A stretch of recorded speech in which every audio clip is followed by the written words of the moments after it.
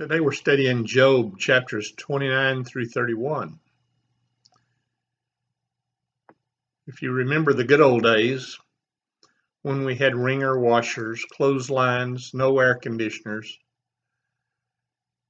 Remember the good old days when we didn't have salt polio vaccine or sulfa drugs.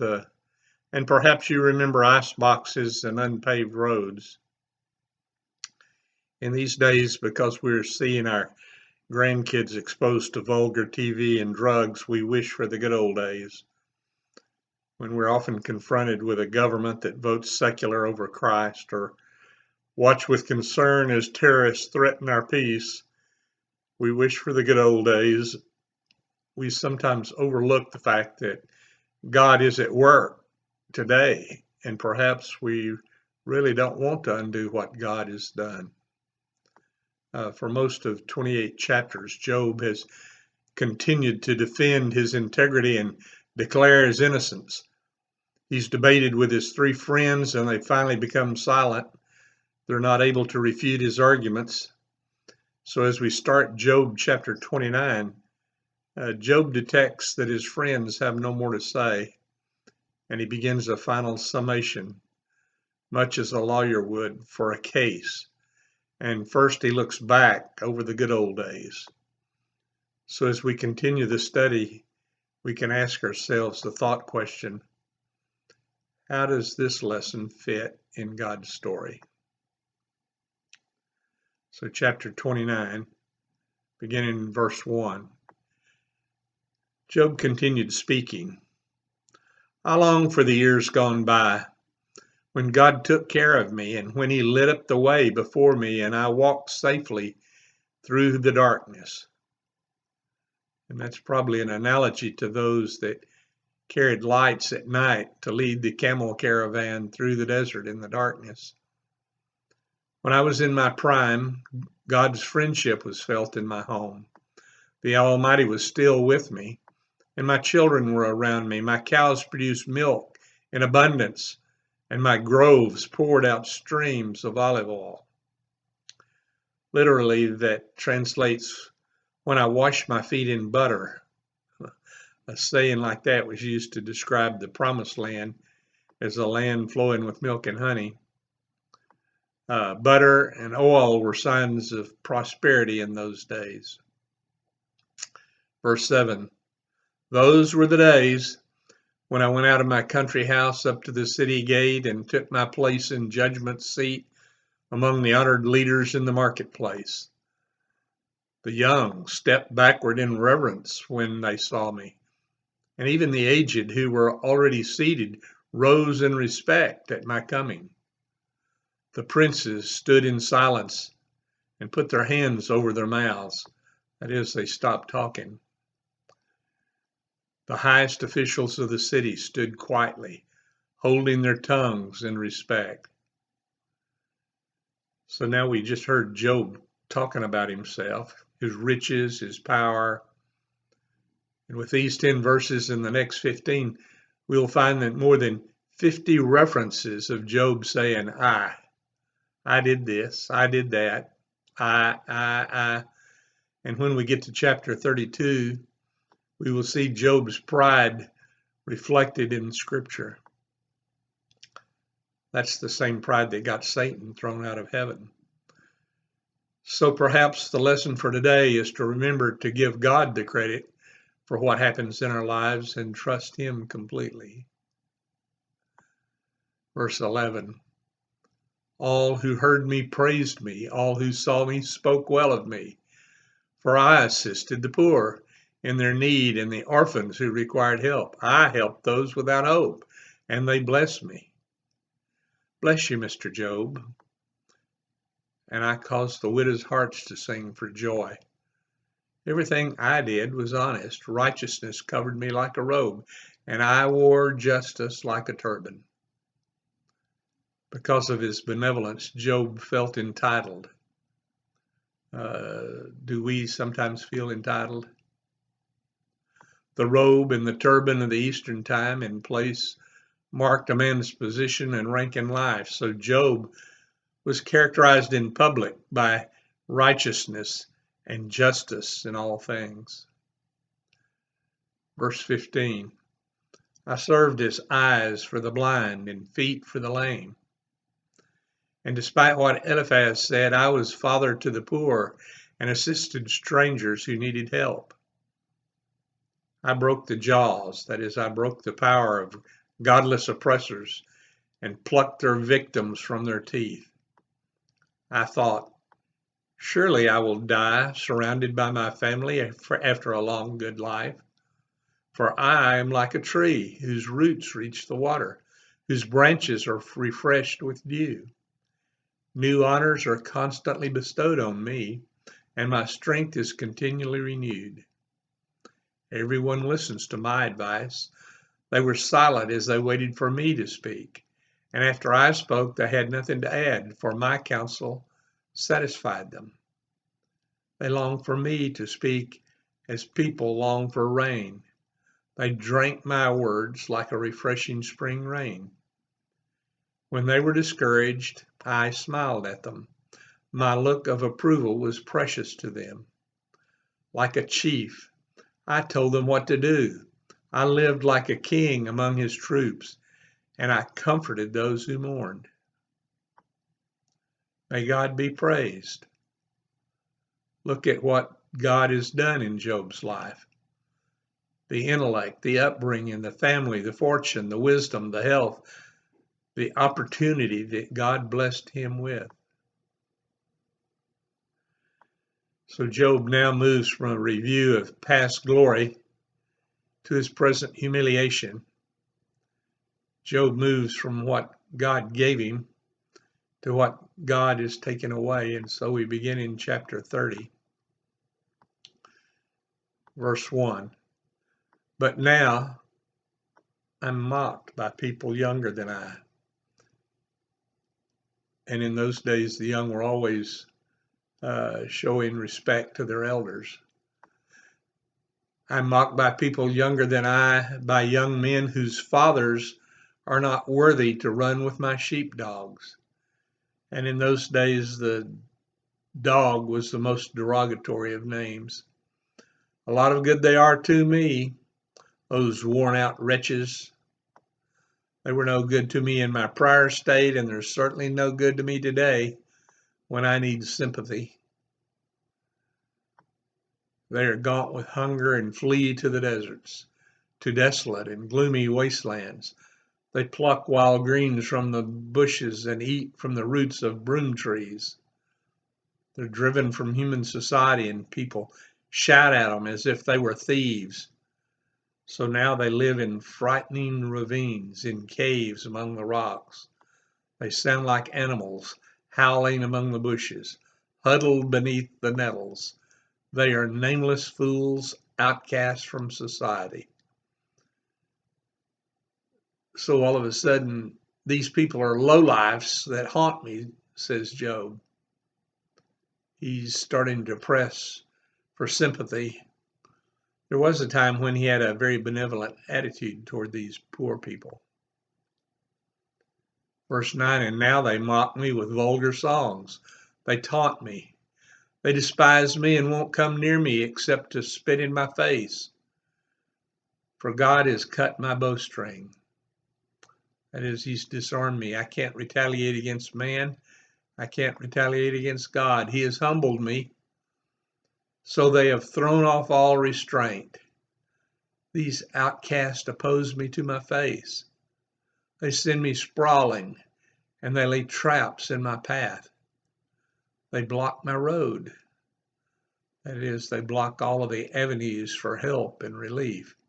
And they do everything they can to destroy me.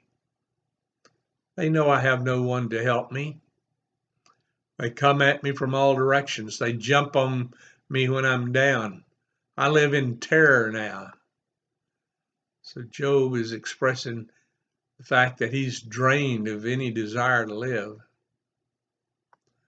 My honor has blown away in the wind, and my prosperity has vanished like a cloud.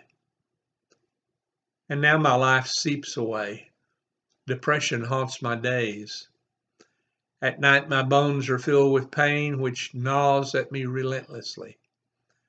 With a strong hand, God grabs me at my shirt. He grips me by the collar of my coat. He has thrown me into the mud. I'm nothing more than dust and ashes. So now that Job has described his present state, his conversation turns toward God. And he's going to blame God for his reversal of fortune and his good health. And Job's desire isn't so much that God return his wealth and health to him, as it is that he wants God to reveal himself.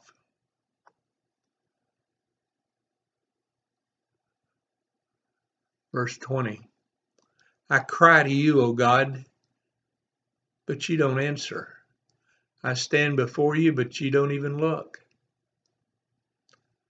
Like we do sometimes, Job attributes to God a characteristic that's not in God's nature. That God, by his own choice, doesn't see us in our misery, or that God is being mean to us. You've become cruel toward me. You use your power to persecute me. You throw me into the whirlwind and destroy me in the storm. So Job is getting pretty agitated. And I know you're sending me to my death, the destination of all who live. Surely no one would turn against the needy when they cry for help in their trouble. Did I not weep for those in trouble? Was I not deeply grieved for the needy?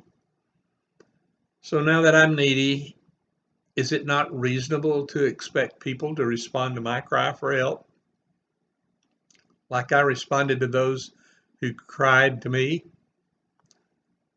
He says, so I looked for good, but evil came instead. I waited for the light, but darkness fell. My heart is troubled and restless.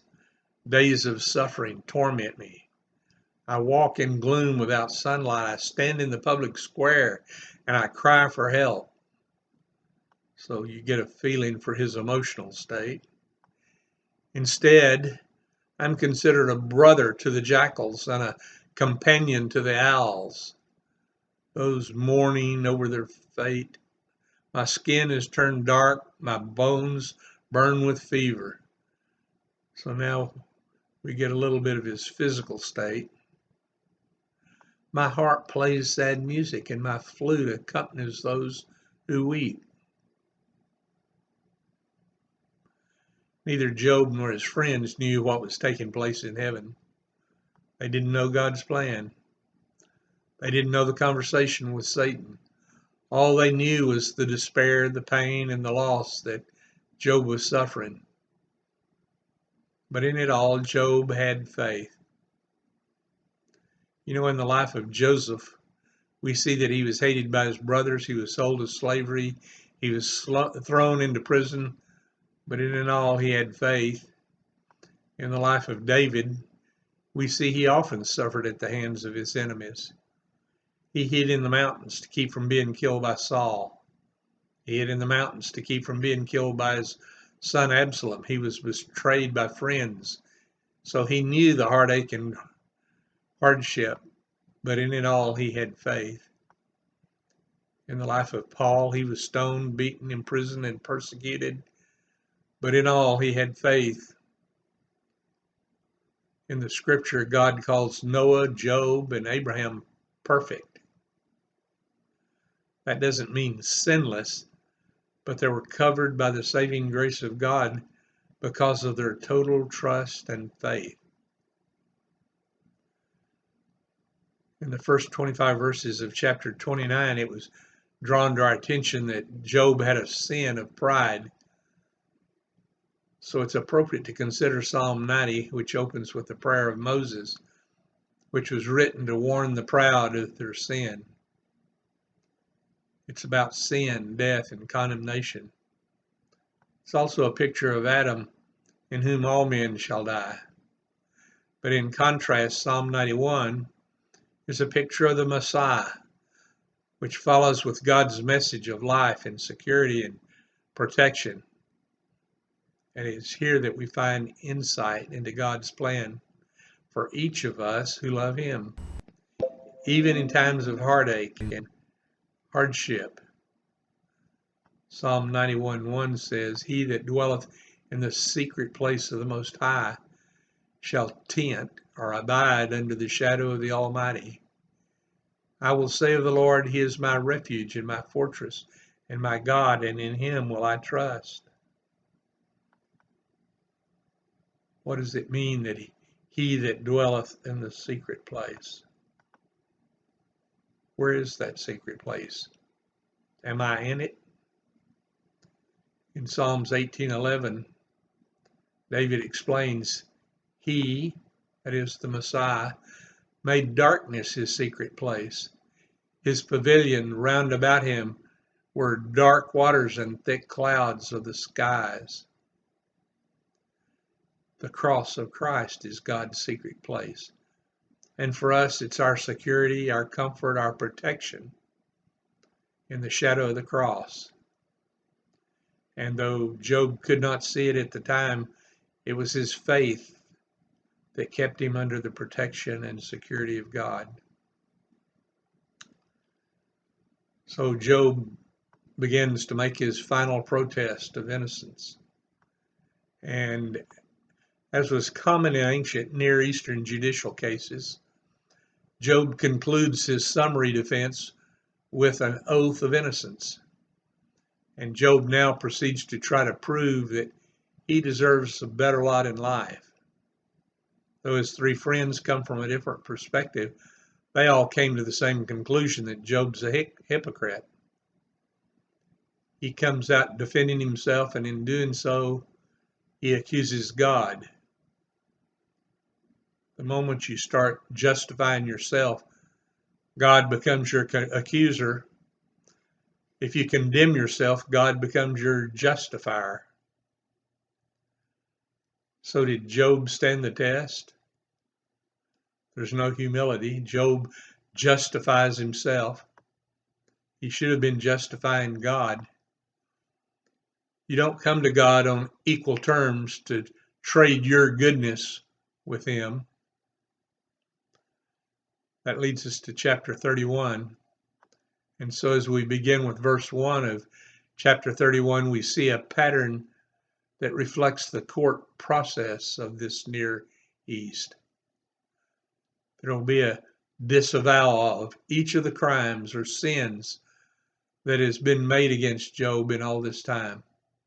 And then there will be an oath that calls for the punishment that sin deserves. If I did this, then I should be punished like this.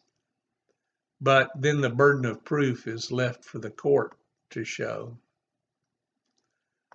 So verse 1, I made a covenant with my eyes not to look with lust at a younger woman. He says, so I guarded against sensual pleasure. Had I let my senses tempt me to sin, what could have I expected except God to choose for me? Isn't it calamity for the wicked and the misfortune for those who do evil? Doesn't God see everything I do and every step I take? Then in verse 5, have I lied to anyone or deceived anyone? Let God weigh me on the scales of justice, for then He knows my integrity. And in verse 7, if I've strayed from His pathway, or if my heart has lusted or coveted for what my eyes have seen, or if I'm guilty of any other sin, then let someone else eat the crops I've planted. Let all that I've planted be uprooted. Then in verse 9, and if my heart's been seduced by a woman, or if I have lusted for my neighbor's wife, then let my wife belong to another man. Let other men sleep with her. For lust is a shameful sin, a crime that should be punished. It's a fire that burns all the way to hell. It would wipe out everything I own. Then verse 13, and if I've been unfair to my male or female servants when they brought their complaints to me, how could I face God? What would I say when He questioned me? For God created both me and my servants. He created both of us in the womb. Then verse 16. Have I refused to help the poor or crushed the hopes of a widow? Have I been stingy with my food or refused to share it with orphans? No, from childhood I've cared for orphans like a father, and all my life I've cared for widows. Whenever I saw the homeless without clothes and the needy with nothing to wear, did they not praise me for providing wool clothing that would keep them warm? Then in verse 21, if I raise my hand against an orphan, knowing the judges would take my side, then let my shoulder be wrenched out of place, let my arm be torn from its socket. Figuratively, the person's arm was his influence, so he's saying, let my influence be taken away from me. Verse 23, that would be better than facing God's judgment. For if the majesty of God opposes me, what hope is there? So while he might escape man's judgment, he would never escape God's judgment. Having reviewed his duty toward himself and man, he now turns toward his duty toward God. Have I put my trust in money or felt secure because of my gold? Have I gloated about my wealth and all that I own? Have I looked at the sun shining in the skies or the moon walking down its silver pathway? And have I secretly enticed my heart to throw kisses at them in worship? Worship of the sun and the moon are called Sabiism, and they were one of the earliest forms of false worship. If so, I should be punished by the judges, for it would mean I had denied the God of heaven. Verse 29, have I ever rejoiced when disaster struck my enemies, or become excited when harm came to their way? No, I've never sinned by cursing anyone or by asking for revenge. My servants have never said, he lets others go hungry. I've never turned away a stranger, a traveler, but I've opened my doors to everyone.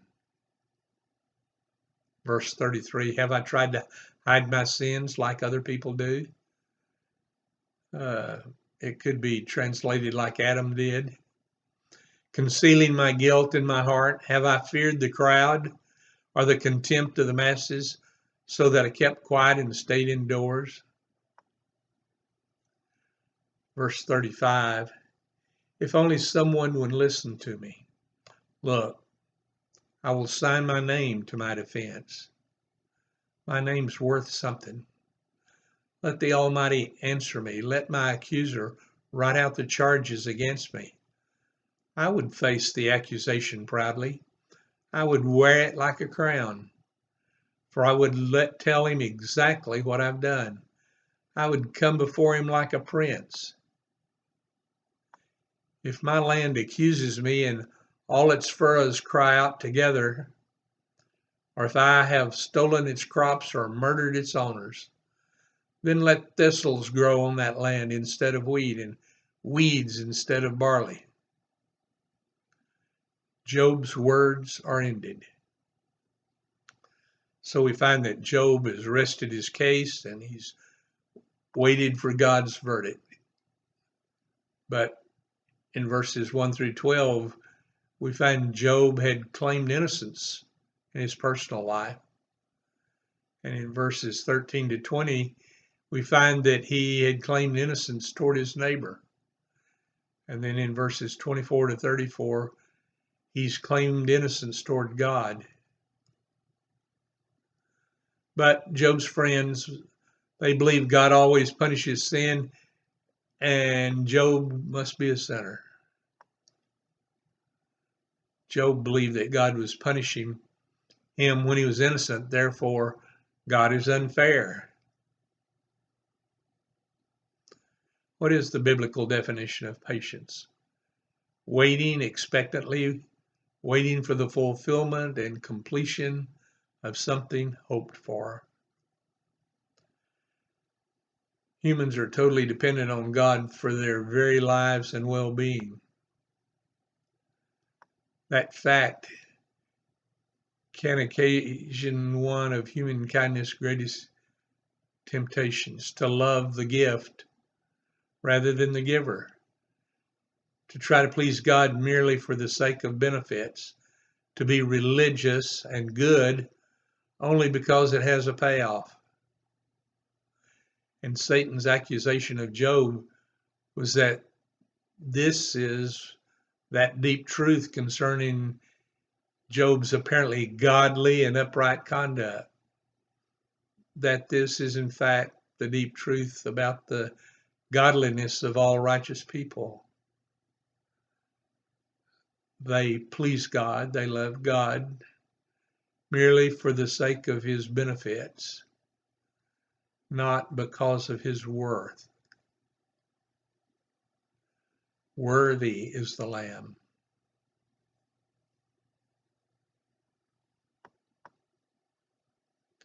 That's the lesson for today.